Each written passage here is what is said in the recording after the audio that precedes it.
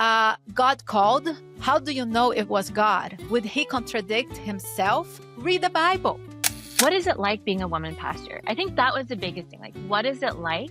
God called me to be a woman in ministry, not to copy the man in ministry.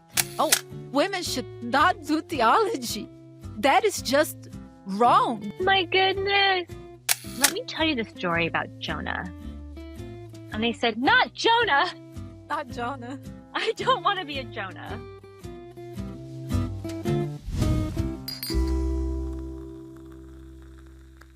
Reasons why you should not be a female pastor. So these are some comments that were made on my social media, different platforms and different videos. We are not supposed to go according to the word. I can judge this, but Jesus will someday. Then we will know. They were talking about like how women cannot be pastor. And then this one was under a video where I said that God called me. And then he goes, God called. How do you know it was God? Would he contradict himself? Read the Bible. Another one. Women cannot represent Jesus as priest, deacon, or bishop. I would include pastors too, although that idea is not from an actual church. So this one is from a video where I was sharing how it's incredible that God called me to be a pastor, to work for him when my past is so messy. And then they put it here. I don't think her past is the issue. Going against the scripture, that is the real issue. So then this one just quote First Timothy. And then another one is a video where this theologian is defending why women can be pastors. And this person go, no theologian worth his salt would say this. And the last two comments are, there was an interview that I did with my son where I interview a lot of young adults and I wanted to interview my son. And at some point I was like, how is it to be the son of a female pastor? So anyways, in the comment, people put, women shouldn't preach, says in the Bible. And then another one was like, the Bible is very clear. Don't be fooled. Okay. So this is the topic for today. I have my good friend, Pastor Kelly, with us. And I am so excited to have this conversation on the topic of female pastor. How is it, my friend, to be a female pastor in today's society? Wow. First of all, did you know that we're being fooled? Yeah, it looks like we are. Goodness, someone wrote that in the comments so that I would know that I'm being fooled. Oh man, I feel like so many of those comments just remind me of this entire crazy journey of pastoral ministry as a woman. And growing up, I've always been told you can do whatever you want to do. So I think obviously there's a difference between what you want to do and what God's called you to do. But there was a time in my life where like I was like I could be a doctor, a nurse, I could be this like tech startup leading out in a tech startup company. I could be a project manager. I could be a teacher. I could literally do anything I want. An astronaut. And no one would bat an eye because I'm a woman. And yet, being a pastor, all of a sudden you slap that label on, and it is so controversial. And I feel like, man, I feel like this has been a constant journey. You're constantly asking yourself, did I do this for the right reason? Did God really call me?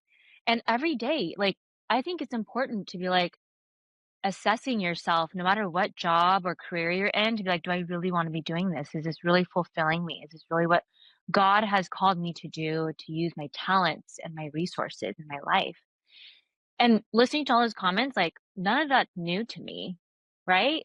I've heard every single Bible verse used. I've heard every single man tell me, well, are you sure that God is calling you? And what's so funny is that none of these people have a theology degree. Yeah, like you and I have theology degrees. Yes. That's the irony. And like all of my professors are like they use the same exact Bible verses to explain why that that doesn't mean that women can't be pastors. Like The exact same verses that are used to weaponize against women in ministry is also used to support women in ministry by my professors. And knowing like the historical cultural context of scripture is so important. And also having a heart of sitting and trying to understand the person. Because today's society, as we all know, and we don't need to have like eyes to even see this. You could be blind and you can totally understand that our culture is so polarized. And I think when we do that, when we sit and we just type mean things on the internet and we tell people we're like defensive, constantly on defense of, I need to prove why I can do this, or I have to prove why I'm a woman pastor. I have nothing to prove. In fact, I would love to sit down with someone and have a meal with them and break bread with them, share a cup of coffee together, ask them, can you pass the sugar? Because when you break bread with someone, which is exactly what Jesus did, his entire life was like his ministry was sitting with people and having meals with them, breaking bread together, and bringing that humanity back into that person instead of identifying them as like, oh, you're the woman pastor. Well, I can't have anything to do with you. Well, now you're boxing and labeling me. You're not Yeah. actually seeing me for who I am. And also, I have nothing to prove to another person. In fact, if anything, the only thing I need to prove is what I need to prove to God, and that's on my own personal spiritual journey. And God is already approved of us. That's why he died for us, right? So I think, I don't know, Chris, like, I want to hear your thoughts too. But one of the things when I first started pastoral ministry was asking some other women pastors, being like, what is it like being a woman pastor? I think that was the biggest thing. Like, what is it like? Because that was my biggest curiosity. And one of my girlfriends, who is her name, she's one of my best friends. Her name is Emily Ellis. She told me something that was so wise. She was like, Kelly, if you just show up every day and you keep serving your ministry and you do baptismal studies and you change lives and you bring in this new breadth and depth of who God, the Father, the Son, the Holy Spirit is, and clearly God is working through you and in you. How can anyone else say that what you're doing is against the Bible? How? How can they prove that? So just keep showing up for your ministry, keep showing up for your community. And that's what I really took to heart. And another thing, okay, I'm gonna say one more thing and I want to hear your thoughts and response. Another thing was another woman pastor, I had asked her to. She's been working at the church longer than I have. And she said, I bring all of who I am to the table. I don't make myself more masculine. I don't try to make myself lesser than. I just come as who I am. I wear dresses, I wear skirts, I'm girly, I get my nails done, like, I get my hair done. I don't lessen who I am just because I am a pastor. And that really impressed me too, of knowing, like, God will use every part of you, even your feminism or femininity. And I love that because there's half the church that are women, more than half the church that are women. And we're not addressing those women. We're not being able to speak to them personally. What are your thoughts? So much to unpack, so much to unpack. One of the first things that I did was that comment that you just made at the end. I thought that God was calling me to be a pastor, but the only figure that I have of a pastor was a male pastor. So I thought I needed to imitate them, to be a real pastor, to act like them. So I had to really like refocus, like a complete paradigm shift when I understood that no, God called me to be a woman in ministry, not to copy the man in ministry. But let's go back a little bit. The beginning of your comments, you said, do they think we're being fooled? That is one thing that people need to understand. If you truly have your heart, if you have a converted heart, knowing the scriptures, knowing how the people judge, knowing the whole background of how people see women in ministry, at least I have not met a single woman that did not question. Is it really God that is calling me? Is Wow.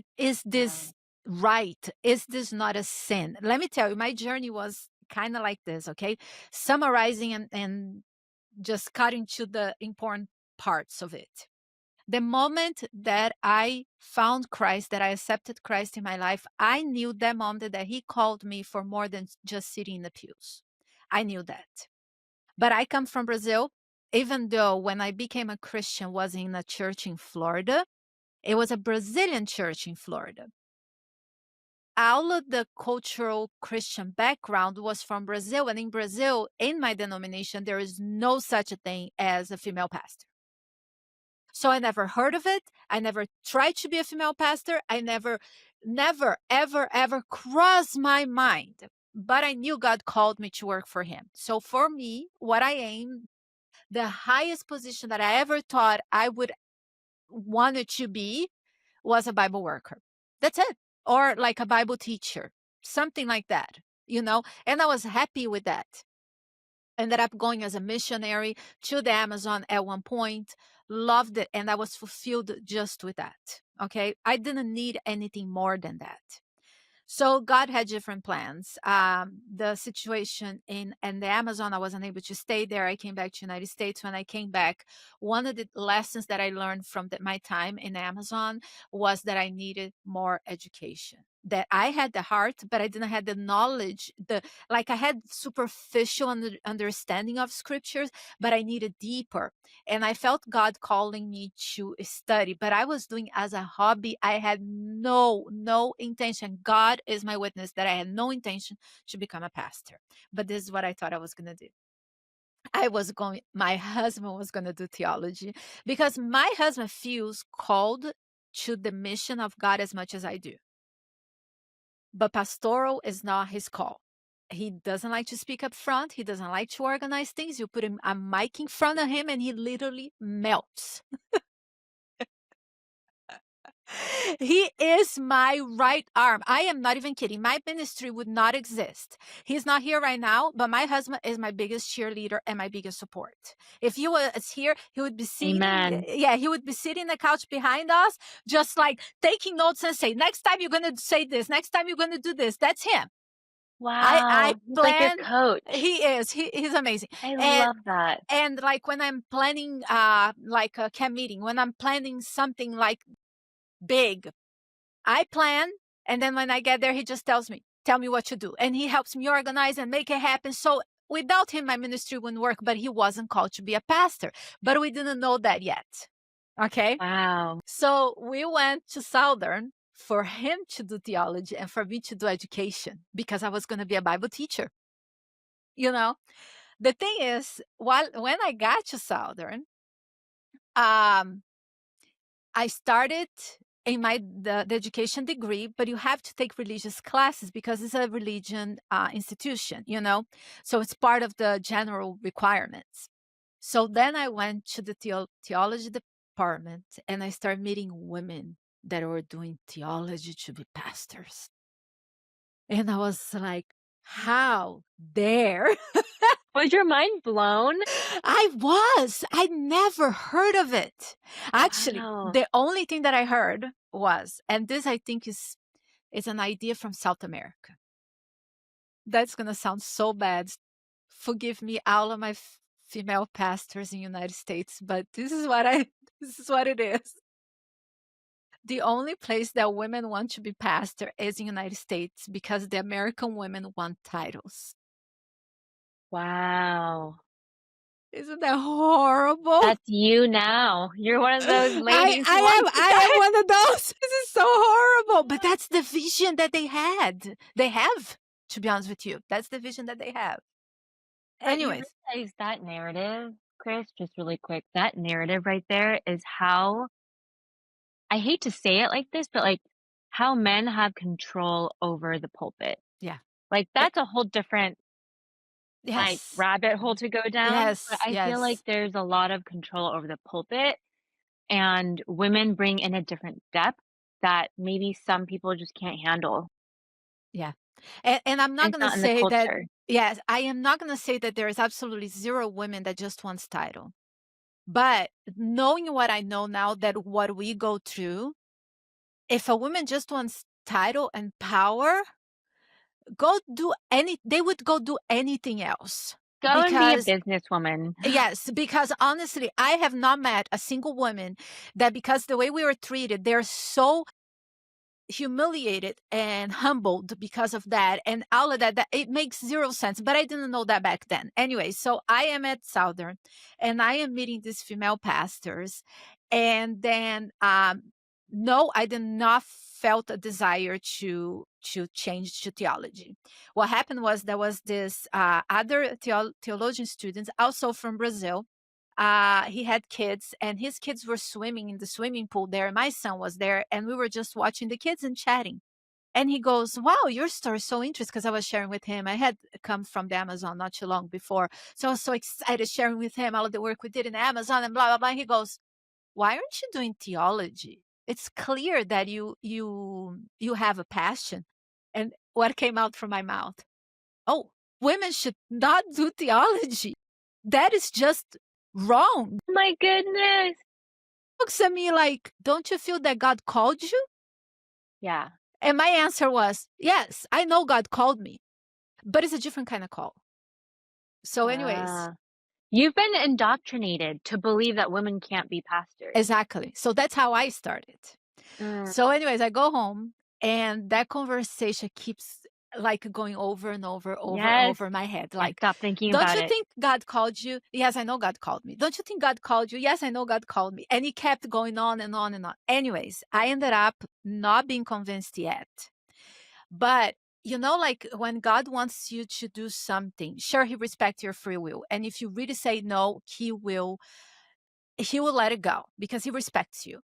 But when you have some doubt and he knows in your heart that deep inside you're not doing this because I was brainwashed against. So I feel like God was nudging me, like closing other doors and opening some doors. And he ended up that I was not able to continue my education at major because I Whoa. didn't pass the SAT. I was like pre-registered at the school during the summer and I started taking summer class. But when the fall semester came, that was actually education. They were like, "Oh, you didn't take your SAT or ACT." I was like, "Well, because I'm a transfer student, I already did the 2 years associates." And I was like, "Oh, this is piece of cake. I already passed the associate. This is a test for high school kids. I'm gonna pass. Not gonna be a problem." And I did not pass. Wow.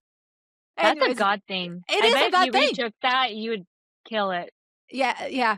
So anyways, um, it's a long story, but bottom line, it took me a while. I changed to a business degree. I didn't think theology. I changed from Yes. education to business because I come from the business background. Then while I was still studying, God kept like convincing me that I needed to do theology. Then I convinced myself, okay, it's okay for me to do theology as long as I'm going to be a Bible worker. So what is the difference? I'm going to do theology. I can do a Bible work. I can do teach Bible at school. So I don't have to have an education degree for that. Okay, so that's how I switched to theology. Mm. Then God started convincing me more and more, and I was like, maybe God called me to do theology, but not any other women. This is just a specific call, like someone like my youngest son is already in middle school. I don't have little kids to raise because like they're like the mother should take care of the house and the kids, and it's wrong if you're gonna be a pastor because you're gonna neglect your children. I was like, maybe the call is for me. So then I started judging everybody else, all of the other women. Wow. I love your story, Chris. No, I love your story because it's so raw, authentic, human. And honestly, we all go through these like questioning and to say it out loud. I know it's like right now you're like, it sounds horrible, but I'm like, honestly, so many people probably ask these exact same questions, but they're too afraid to actually say it out loud. And I think Sorry, were you gonna No, say no, no, no, something? go ahead. I was gonna say that the reason why now I realize that this happened and I'm actually verbally sharing is because another problem that we have as female pastors, female in general, but even as pastors, we don't support each other Yeah, because we were raised in a patriarchal society and we are very patriarchal without even realizing it. yeah. And I see, man, the male pastors, they're together, they defend each other. We are completely individualistic. That's so well said because I notice whenever I go to, like, so I'm part of, like, the youth young adult pastor team in Southeastern California conference, and whenever we gather together and we meet together, all the boys are like, "Hey, what's up?" They're dapping each other. They're like, "Kelly, you're just me or one other girl, and that other woman pastor does not talk to me. We are not buddies. We are not friends. I don't need to be buddies or friends." But at the same time, I just noticed there isn't that same level of camaraderie. Pastoral ministry in itself is already very um, lonely. In fact, a new Barna study just came out. I don't know if you saw it, Chris, but there's this new Barna study that came out, and it says Barna's latest research found that out of the 15 dimensions of a thriving church, relational flourishing is a pastor's lowest flourishing dimension. In fact, practicing Christians in the US churches are likely experiencing a greater sense of community than the pastors who are leading them. And there's this really cute graphic here. It says 67% of pastors struggle or have a relationship and feel like their relationships are flourishing, whereas practicing Christians have an 85% relational flourishing. And honestly, I feel that so deeply. Being a pastor in itself is lonely. Being a woman pastor, I would say compounded loneliness. Because when you are put on this pedestal of like, oh, now you're a pastor, I was just a normal person before. I worked in the operating rooms. I was a surgical tech for 6 years. I went to school and got my biology degree. I had friends and coworkers. I used to work at a restaurant. Like, I could just be Kelly. And I had friends and I could make community anywhere I went. The moment I get slapped this label of you're now a pastor, no one wants to be my friend because they're like, "Oh, but you're the pastor, so I can't swear around you. I can't tell you about my life. I can't do this because you're just gonna judge me." And I'm like, "Okay, so what happened when I was just another lay person?" And Yesterday, I was your friend. Today, I yesterday I yes, was a normal human. yes, Today, I am a different human. Yeah. yes. I am a superhuman in your idea of what pastors are. And so in that way, I don't get invited to a lot of things. I don't and it's not like I'm saying, "Oh, I need to get invited to everything." What I'm saying is being a pastor is very lonely. In fact, at the very beginning, you did say, "These are the reasons why you should not be a woman pastor." There's actually a longer list of why you shouldn't be a woman pastor, and one of them is you are extremely lonely. And it is so true what you just said, Chris, because a lot of the camaraderie around pastors is like male to male. And then if you become friends with the female, then the worry is, "Oh, but what if she tempts you?" Because again, we come from a patriarchal society, and I mean patriarchal in the kindest sense of we just grew up with a lot of men being in charge, with a lot of men sharing ideas and saying these are the correct things. So when I started pastoral ministry, I started realizing that anytime I walked into a room with another male, I had to like open all the windows and like leave the door open and like they would do the same thing if I walked into the room, and there's just this extra sense of precaution because of my gender, and I have had friends tell me that they can't be my friend anymore because their wife thinks that I am too close to them, and I was like, "I am not at all a threat whatsoever in my understanding of our friendship, but if that is what you and your wife feel, then I will happily back away and I will leave and you will never see me again or hear from me." But to be that's so harmful to know that, like, my this gender is is the reason why people can't be friends with someone or grow relationally. Sorry, this Chris, is what were you one gonna of say? the things, that it is such a it bothers me so much because I do understand. And in every new pastor's training, the boot camps that they have, they will tell them, be careful with what is the expression? The image of evil? Is it the impression of evil? There's an expression among Mhm. Christians, like if you're alone in a locked room, like your office is locked with a female, the appearance of evil. Um, and I Ah, yes. understand, and I understand, and we have to be careful. And if that is your temptation, you have to be extra careful. But this is the True. thing. It's getting to a point that they look at us as the temptress, like they look at us that instead of looking at us as a colleague first. Okay. And Yeah. then if I act weird, yes, please cut me off. Yeah.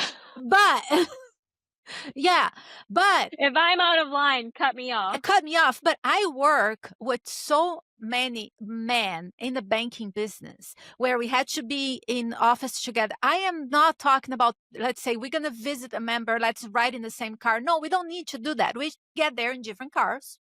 We will not, I mean, if we have to travel somewhere, there's a big pastors convention, there's different bedrooms, people stay in different hotel rooms, you're gonna be careful.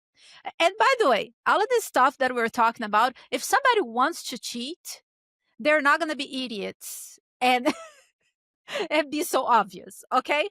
But it's like in every profession, we give the excuse women shouldn't be pastors because, oh, they're going to be around. Let's say you are an associate pastor and there is a senior pastor. They're going to spend a lot of time together.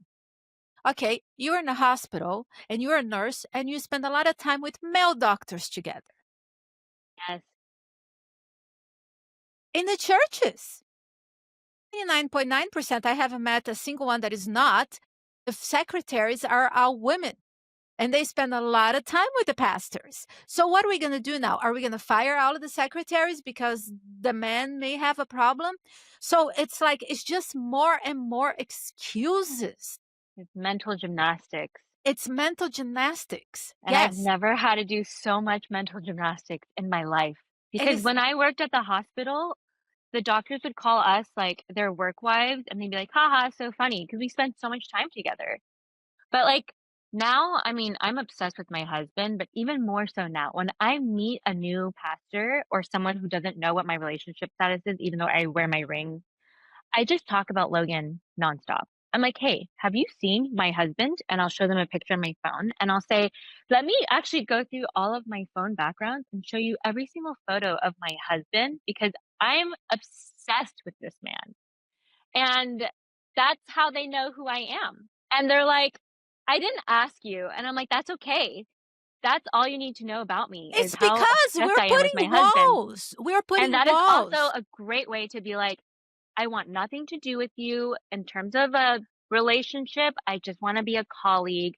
I am a safe person. But that's also a way for me to do that because, as you know, it's rough out there. And I think it's important to have certain precautions and boundaries, but it gets extreme at times It and it's gets extreme. alienating I and remember it's the so lonely. I remember the one, I think the last semester when I was doing my bachelor's, you're supposed to do a internship at a church. So I was doing this internship and there were some requirements that I with the pastor that was like the mentor pastor.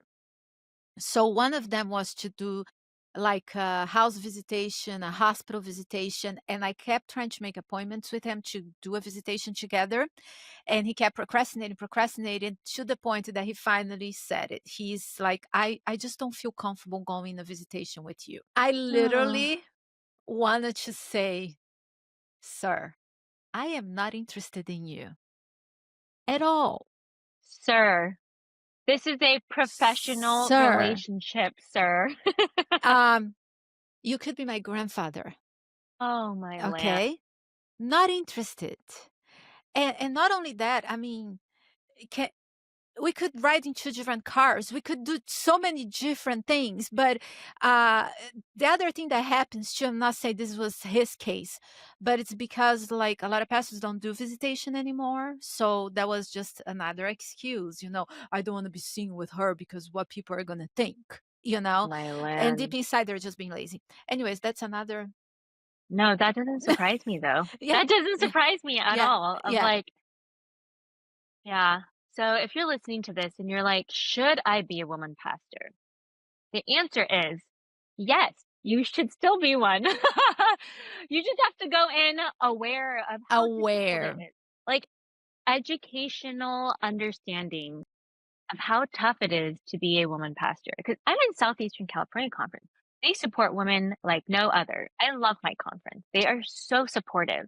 At the same time, these narratives are not just in the South or just on the East. It's also in Southeastern California.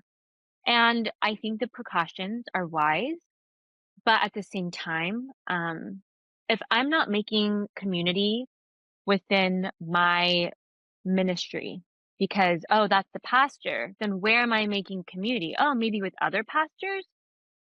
And maybe if even if it's not me, right? Like Chris, even if we're not the ones who are like, "Ooh, yeah, we want to be with so and so," it could be them. Like they could be having that issue, right? Like Mhm. there's so many downfalls of other churches.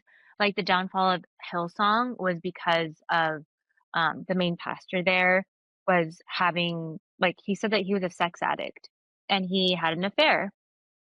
And so many of these things happen. I get And it. these things are real. They're real. They're so real. And also, I'm not saying like women don't cheat because there are plenty of women who also cheat on their husbands, which is very sad. But the point is how do we build community It's reasonably and in a safe environment? it's kinda like this, I am not gonna work as a doctor because a nurse can hit on me. That's not even a thought, Mhm. you know? "Oh, but it's because you're in the Christian world and we are, held by higher standards." I get it. So, it's like this, stop giving excuses. Basically, either you believe that women can be a pastor or you don't. And treat us professional. I am not asking men to treat me friendly. That's not what I'm asking. By the way, if you know me personally, I am not very touchy feelings, okay? My past, my traumas with anybody, not even with my husband or my kids, okay? I wish I was more. So when you see me, I am very like I talk, I laugh, I smile. Oh, I do touch because it's a Brazilian thing. We talk with our hands and we would be like, "Oh, you're not going to believe what happened," and kind of like tap the person here. But even that I stopped. And I try to be very conscious because for the American culture, any type of touch can be taken the wrong way. So I don't do that anymore. But if you met me, you would see that I talk to everybody, I smile, and I'm friends with everybody. And I don't think a single person thought that I was hitting on them. So basically, what I'm asking is that people would treat me as a professional, as a colleague. I'm not saying be friends with me, hugs and kisses. That's not what I'm saying. What I'm saying is treat me professionally, like you would treat a man. Okay. And then Yeah. of course, if my reaction is questionable, cut me off. I don't have a problem, you know? Or have a conversation first before you cut Yeah, them off, but I think right? even higher than that, the reason why I'm bringing this up is because we female pastors have to be aware of our own bias.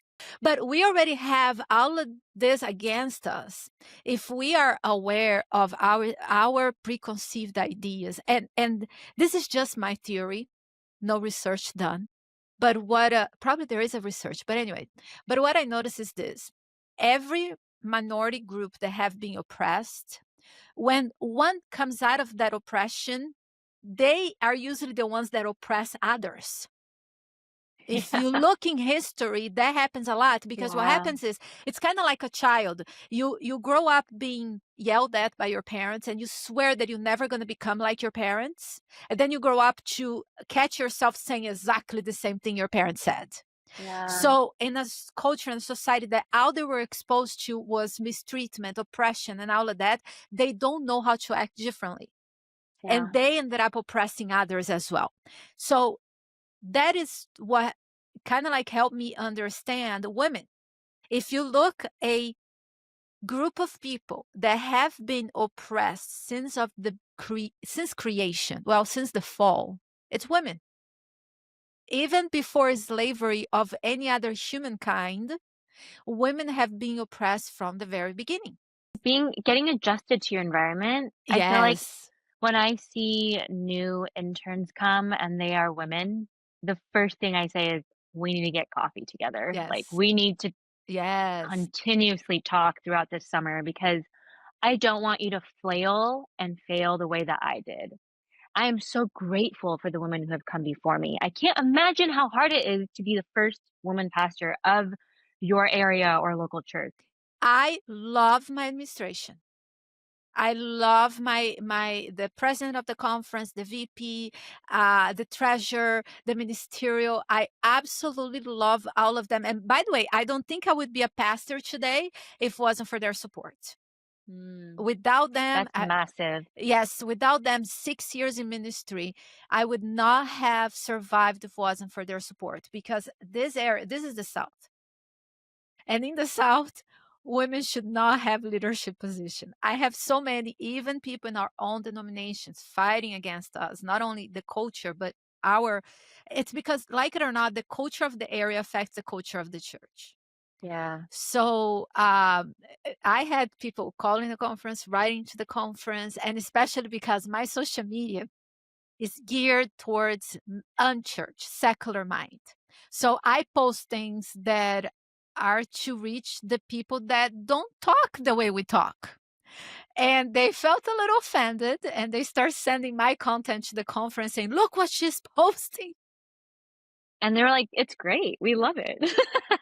You know what, Chris? I see a new wave of leadership that has seen what our current leadership is doing, and they wanna see positive changes in that, Yes, which yes, I'm so grateful for. yes, And also, all of this, like, talking about our experiences has me thinking, should we just pause and, like, take a big deep breath? Because 'Cause I'm like, there's so much so much you could do as a woman to take these experiences as negative. But I think what I see between us is what I'm hearing is that we've taken these experiences as learning experiences so that the future generation doesn't have to go through these pains as much exactly. as we do. I mean, I hope that the future generation of pastors, women pastors, can walk into spaces with just a little bit more confidence than what we walked into. And maybe some people are still debating, like, where you were. Is it okay to be a woman pastor with a family? And these are all really great questions because I wanted to be a pastor 10 years ago, and I was told by actually random strangers, not even like people who supported me. This random stranger that I met driving a bus with, like, rainbow colors, and it said on the back, "The 7th day is a Sabbath day," and I said, "These people must be Adventist," and sure thing, they were Adventist. They lived in this school bus. They had, like, 4 little dogs, and then it's, like, this old couple, and they said they just drove around the US and just, like, showed off their bus and got people's donations to support them. And we got into this whole conversation about, like, God and how amazing God is. We're able to, like, connect on all these amazing levels of, like, yes, scripture, but, like, this was, like, I was 24 years old, 25 years old, and the moment at the very end of the conversation, I was like, "Well, it was great chatting with you guys. I think I'm gonna be a pastor one day," and then their faces just fell. They're like, "Don't you know? Women can't be pastors." And I said, "That sounds crazy. Ha, like, where'd you get that from?" "Oh, well, haven't you read First Timothy? Haven't you read?" And he went off all these scriptures. And I said, "That's great, but have you heard our God is greater than any gender, greater than anything that we think of, that we box into this little subset. Our God can use a donkey to speak to people. Why can't God use women to speak to people?" And he was like, Well, anyway, these are all the Bible scriptures that you need to be reading. And his wife was kinda like, "Huh, like, I never thought of it that way." And then we just never saw each other again. But I remember that was 2015. 2020, I think it was 2021, a month before I got offered the job at Loma Linda University Church, I was offered a position to be an associate pastor at a different church. I had never put out my resume. I have never told anyone about how involved I am at church on a professional level. And yet they reached out and they called me and they said, "Hey, we know that you're doing amazing things in your area and we want to hire you to be our associate pastor." And I immediately was like, I don't want to be a pastor. I was planning on going back into either like medicine because I had failed out of medicine. And I was like, maybe I'll just retake my MCAT and go to a different university to do medicine, or I was going to become a project manager. Like, I didn't want to be a pastor. That was the last thing because in 2015, I already threw that dream away. I already was like, God, clearly so many people have an issue with me being a pastor. And if that's a sign, you don't need to go any further. I'm good. I don't need to be a pastor. One of my mentors actually told me, do everything you can to not be a pastor. And if that still keeps coming back to you, be a pastor because it's hard. It's like probably one of the hardest things that women in in a career have to go through. And I see this lightly because there's a lot of difficult jobs that women can have. I think being in med school was emotionally taxing, mentally taxing, physically taxing.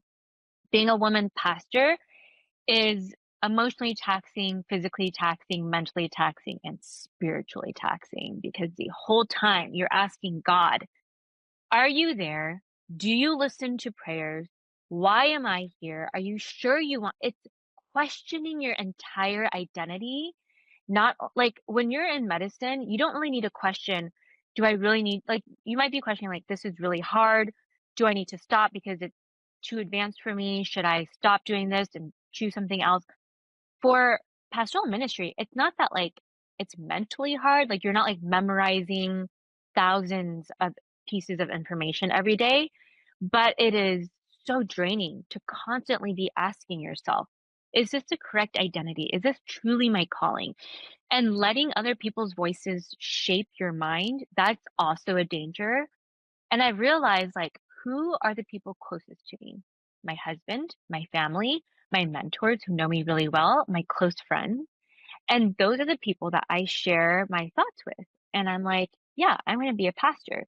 So once that previous church had asked, "Hey, Kelly, would you like to be a pastor for our church?" I actually turned them down because I was like, it wasn't a good fit in my head of understanding, like, I wanna be at a church that won't force me to just pick from, like, a small subset of songs that we can sing from.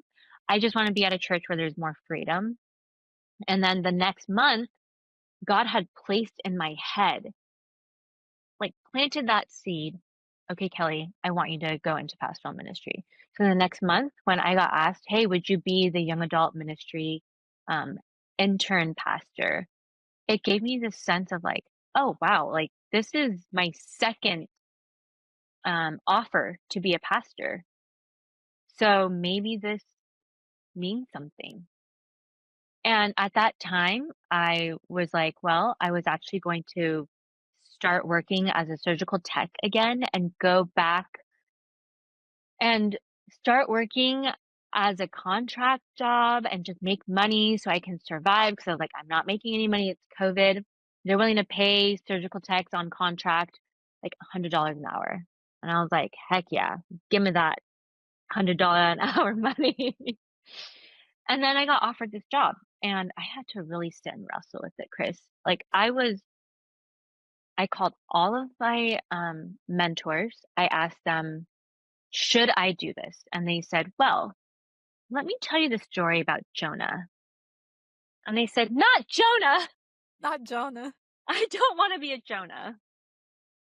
So I think while I was processing that, I think God was just, like, continuously planting this seed because I was like, "How am I going to end up finding a partner who wants at the time I was single, like, who's gonna want to marry a woman pastor? Oh, that's another thing.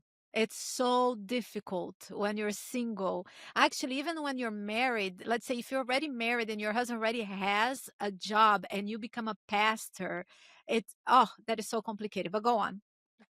Yeah, no, it's so true, and I was like, I feel like being a woman pastor is this immediate what's the word when, like, turn off, like, an immediate red flag.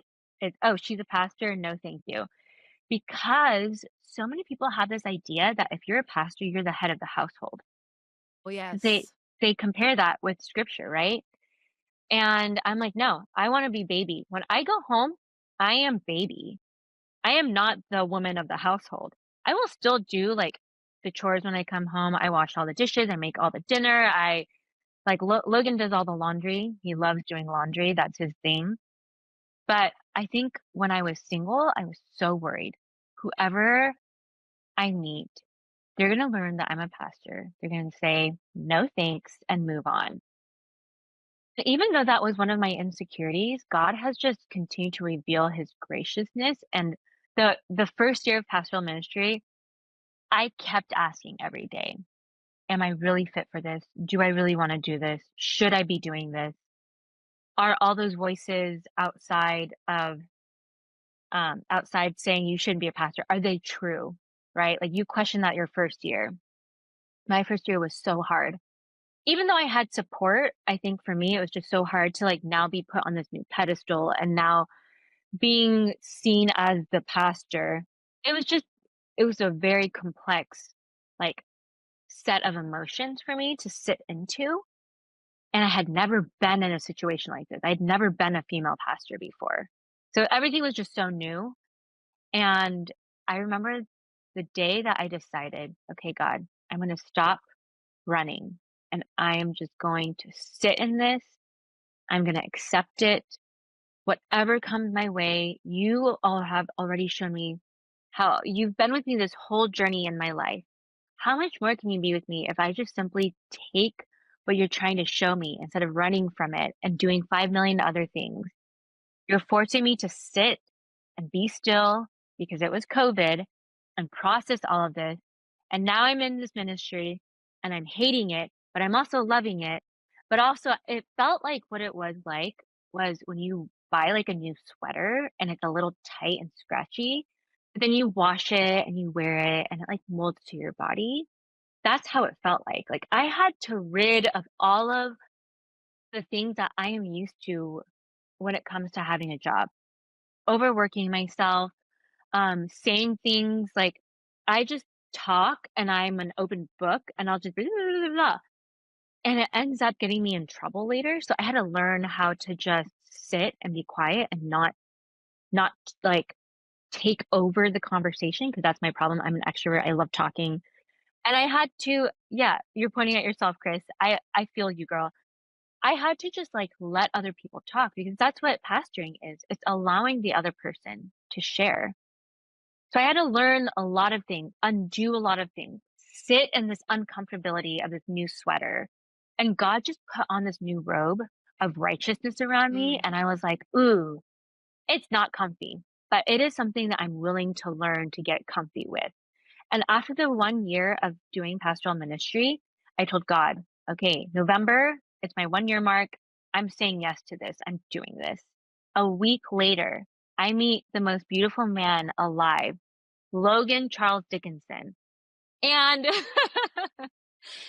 and I it was such a God thing because the moment we met, it was like, this feels right. I have never felt that way about anyone. I had never had a crush on someone either. I had been crushing on this boy for months, but I was too afraid to meet him. And when we actually met and started talking, it was so natural. It was like, he was like, the one thing I love about you is that you are a woman pastor. Like he would say things that were so healing. And he's like, he would go to church on Friday, on Saturday, and Sunday. He would sing at multiple churches because he's a musician. He's like, it only makes sense that I marry a woman pastor who also loves church as much as I love church. He's like, I never even thought about it. And the funny thing is that he's a nurse and I'm a pastor. And it's like the roles are reversed, right? Because usually it's like a male pastor with a female nurse. So we just love that our roles are different, but we embrace all parts of our femininity and our masculinity. Like, actually, I don't feel like I have a lot of masculinity, but maybe the most masculine thing about me is that now I can lift over 20-pound weights for my workouts. I know, I'm getting there. My little noodle arms are finally growing stronger. But all of this to say, when God calls you, you can run. Run as fast and hard away as you want. But God will always be so gracious and wait patiently because if it is the right thing for you, it will come naturally to you. And when I say naturally, I mean it's going to come to you and you're going to have to like wrestle with it.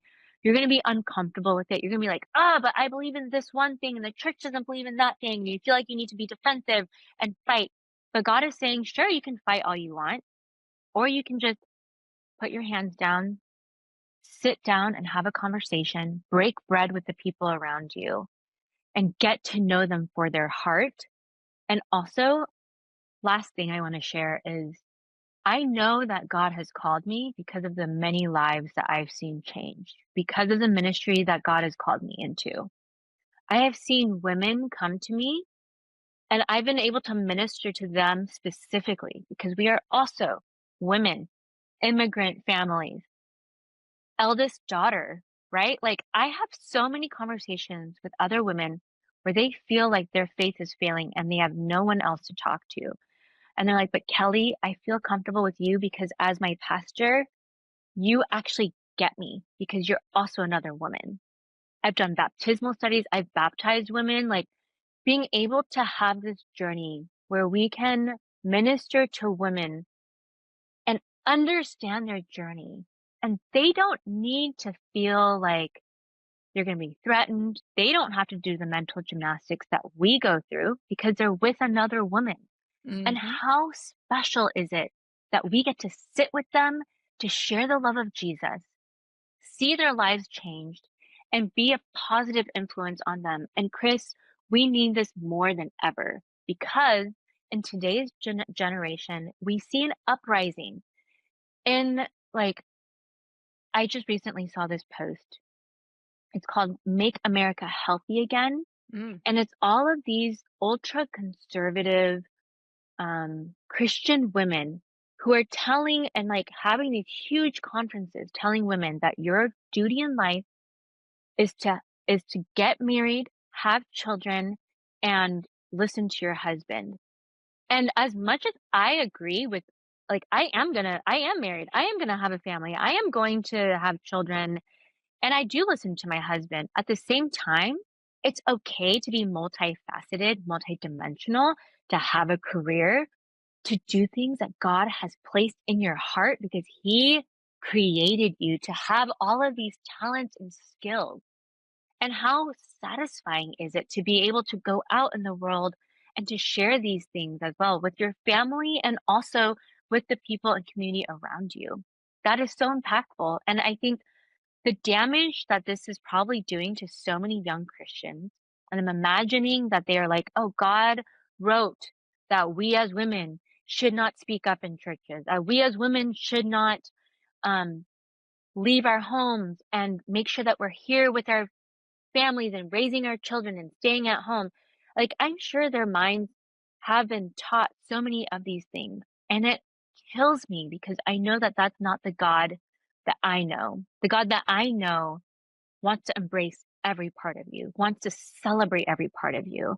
So if you do want to go to college and get an education, which women had to fight for, they had to like we couldn't even vote back then. So what I'm seeing is I'm scared for the women today who are in Christian circles who truly believe in these things that are dangerous. Like I would hate for my children to think if I had daughters that they can't be moms and also work at the same time. Anything can happen. If there is a God, God will make that happen for them, right? And again, not to make it about the patriarchy, but I feel like a lot of this, in a way, is to okay, this is just my personal thoughts, so I hope no one takes offense to this. But I just think that it is a way for men to hold on to power. If less women are in the workplace, if more women believe that men should be in charge, then more men will be in power. And I think that it is so beautiful to have men and women in power because if you've been in board meetings, elder meetings, any meetings, and you're like representing women, what I've noticed is that men and women work so well together. If it's just women or just men, Mhm. there's just a different dynamic, but if you have men and women, there's just this, like, vibrancy because that's what God called us to do. Adam and Eve were created to be equal counterparts. God created them to be Azer Kenegdos, which doesn't mean like, "Oh, I'm just, like, a side helper." It means that you are an equal counterpart to each other. You are yin and yang, and the word Azer is used I mean, okay, so much of scripture has kind of watered it down into the English language, which is the helper, like Eve was created to be the helper of Adam.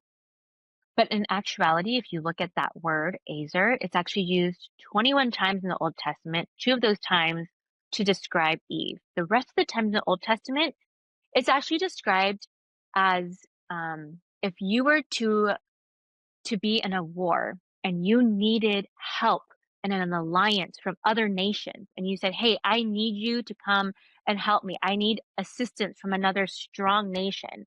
You typically don't ask a nation that's weaker than you. You ask one that's equally as strong or stronger than you if you're in war, right? That's what Azer is described as. It's also described, God even uses it to describe himself. Azer in being, I am your helper for the nation of Israel. That is what women are called as women, that's what we're called to be. And it is so sad. It is so distressing. It is so, uh, like heartbreaking to see women being told that you can't be pastors, that you have to stay at home. You have to fit this mold that we are telling you that you have to fit instead of seeing it as what God has called us to do and what God has called us to be equal counterparts. And that is my heartbeat. I really hope that I don't plan on changing the whole world, but I do hope to change the sphere of influence that I have so that other Mm. women who are brought into these churches around me can be built up, that we can have this camaraderie, that we're not alienating each other, but we are including each other. That's truly what I want in this life more than anything. Actually, more than anything, I just want friendship with literally everyone, but obviously that can't happen. So I'm happy to just keep it to my church and other women pastors. Wherever God's love I can spread and share, that's what I hope to do. Amen. Definitely, like with all of this stuff that we talked before, it's almost sounding like that I would say, don't be a pastor. That's absolutely not what the message that we wanted to send. It's like you Yeah. said before, it's for us to be educated in a topic to understand and have the full knowledge of what they are going into. Because it's kind of like what you're saying about Jonah. You can try to run away, but if that's your call, and if you really truly want to have this open heart to whatever God is calling you, and if that's what He's calling you, you're gonna go there. But we're gonna go through times kind of like the situation with Moses. Moses was exhausted, you know, and it still wasn't all beautiful, pretty, and flowers. It was difficult, but that was his call. And even with all of the difficulties that we go through, when my husband, like sometimes my husband gets upset with things that are happening, and he goes, "You should do something else. You shouldn't be a pastor anymore." Oh. Uh, and I'm like, what am I gonna be? It's kind of like it's not that I'm not capable. It's because my heart is 100% on this. I hate and I love it. It's one of those things that it makes zero sense. I love the illustration that you use of the uncomfortable new sweater. That's exactly what it is. 6 year in, 6 years in, and I would not change this for anything in the world. We go through a lot. We are women, so we are more dramatic, I think, when we express, which I'm is o- dead. which is okay too. It's okay too, but I think there's what I'm hearing is it's okay to sit in the duality because duality is actually what grows you. Duality is what pushes you to persevere. Duality is what causes you to be resilient. And I think that's the beautiful thing about duality is that I like I experience duality in the sense of I can be a pastor and I can be a woman and I can have all of these beliefs that I personally hold on to. And yet I work for an institution and I live in a society where maybe those aren't exactly matching up. And that's okay. And it is hard, but it isn't impossible. It's it's it's okay to express these parts of yourself. I don't want it to scare anyone off and be like, "Oh my gosh, I shouldn't be a pastor." But if anything, it is so in an ideal world, it is so beautiful. In a not ideal world, it is still beautiful, but I think what we have to recognize is we have to sit with our frustrations. And when we want to be reactionary, we have to sit in that reaction and let ourselves process it. Have a good therapist, have a good friend, have a good partner, and be able to sit in the reactions and let God respond for you. Because the human response is just to, oh, I have to quit. I hate this. But the God response is listen to what this is doing to you and allow that to be the response. And you can learn from anyone, no matter what journey they have been on. I have learned from so many people that I didn't expect to learn from. And I think that's the beauty is allowing God to respond for you and to sit in the duality and recognize duality is absolutely beautiful. Wrestle with it and and God will make his way shown. Love talking to you, Kelly. And let me tell you, we our conversation flows so well, and we both love talking. We didn't even get to some points that I really wanted to get. Well, I want to, these are the things. Everything that we said, we didn't go to scriptures, we didn't go to theology. So people listening, and especially from the comments, didn't you read First Timothy? And women should not have authority over men. Women should have leadership. Women, I would love for us to get into theology and actually talk about those Yeah. points, Oh, because beautiful. yeah, the context is everything. I don't want the people just to think that, oh, we just feel like being a pastor, I feel like God called me, because that's open to more debate, and it's not just a feeling. Yeah. The Bible is actually a lot more clear that should women can have authority, including over men. The cliffhanger, I hate to Yes. suggest this, but you should ask ChatGPT. Yes, yes. But I think maybe we're gonna, I don't know, maybe this is gonna turn out to be a series, Kelly and Chris, and continue going on, Ooh, because these conversations are going really well. it's so But fun. Thank you so much for having me. how I I love love it. chatting with you. I love chatting with you as well. We do a good partnership here. We Yes, absolutely. From coast to coast. from coast to coast. And it's funny because a lot of the times that I'm interviewing, people get embarrassed. They don't know what to say. And then the conversation doesn't have like a continuancy.